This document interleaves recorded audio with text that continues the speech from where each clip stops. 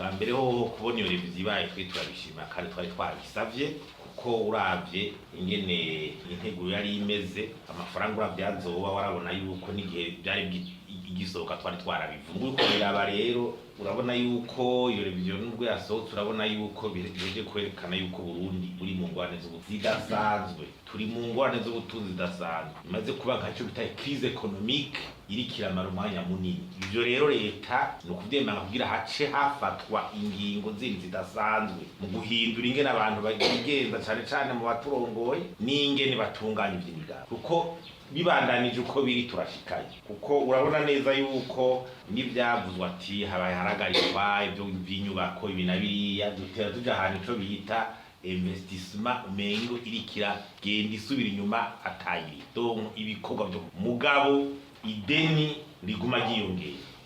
none turavye mu situation ideni riguma rifatwa rya leta rija kubeshaho leta kandi aho gikomere nuko nkuko ujya nteguro twayisomye ya gihengeri c'imiliyaridi amajana 7 haca hiyongera ko ayi miliyaridi amajana 9 yitezwe mu mfashanyo nukuvuga ko hari miliyaridi 1,600 burya bitaboneka neza kuko imiliyaridi amajana 7 utabona izo yakura imiliyaridi amajana 9 uziteze mu bagufasha atakintu cyo kirahinduka ingene ayo mafaranga y'abagufasha yinjira kuko turavye mu cegeranyo c'Ibanki Nkuru y'Igihugu twarabonye yuko nayo mafaranga bafasha muri amezi 3 ya mbere habonetse make cyane cyo gitumubona nibazo by'amadovize biguma ikibazo cabaye ndanse kwinjiza ibito byose bituma biguma ari ikibazo kiko kiragorana mugabo rero tubona nuko hagumaho ico twokwita amafaranga majanwa aba yajanye mu bintu bitafututse bitagaragara kandi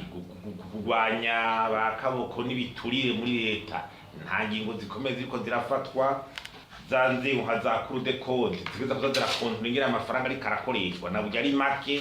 kugira akoresha ari karakoreshwa nta buryo ziko ziraronka bukuye ntaki urabona neza ko hari kibazo mu bantu bo muri leta batemera inzego zibakontrola kibazo kandi zemewe n'amategeko n'ibwirizwa shingiro